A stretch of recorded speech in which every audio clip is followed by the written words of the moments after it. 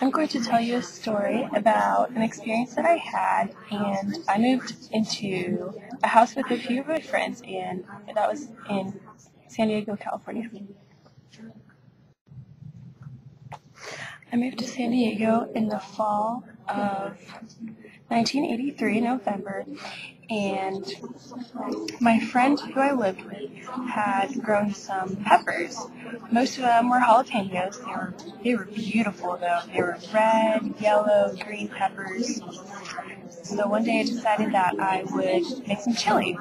I went outside, I gathered up some peppers, I cleaned them up, I put them in a bag and I froze them. I went outside, I got some more peppers, and I started to cut off the stem, throw them away. I would cut open the peppers and then I would dig out the seeds with my hands and I would throw them away. I continued to do that and I got a little bit of a pile of stems and seeds, and I was ready to make chili.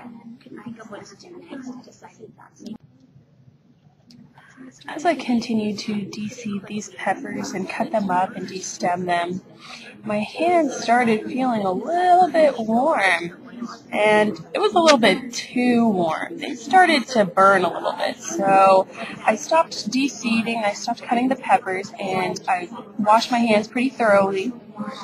I scrubbed with soap, and I dried them off, but wow, my hands were still burning.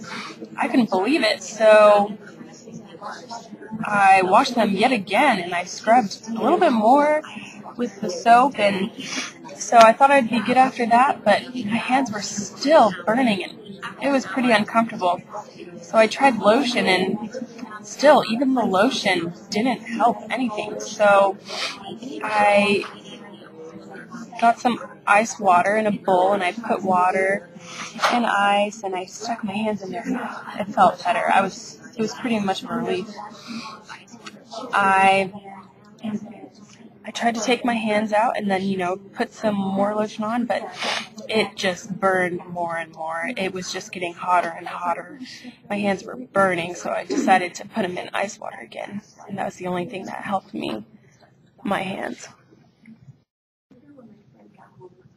Eventually, my friend arrived home and asked what I was doing because I had my hands in the ice water still, and I told her about the peppers and how they were burning, and she asked if there was anything she could do for me. I asked her to call urgent care, and so she called them up, and they told her that I should use meat tenderizer on my hands, and that should stop the burning. So I put meat tenderizer on there. I thought it was a little bit weird, but wow, were they wrong. My goodness, my hands just started burning more. It hurt so bad, so I washed that off, and I stuck my hands back into ice water. And by this time, it had been 4, 5, 6 hours that my hands were just sitting in this ice water.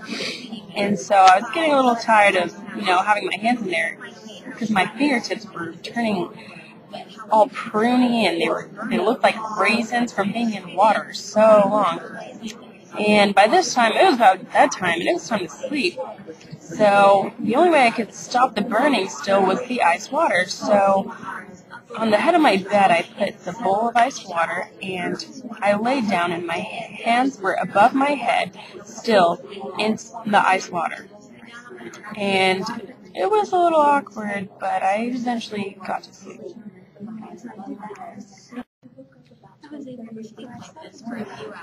I woke up around 12:30, 1 o'clock-ish, and I was super tired, but I finally woke up, and I took my hands out of the water, and they were feeling fine, but as soon as I took them out of the water, not long afterwards, they were burning all over again. I couldn't believe it, so I shoved them back in the ice water as soon as I could. And that was my experience. So now, cutting peppers, if I ever do or de-seed them, I will always wear rubber gloves, only.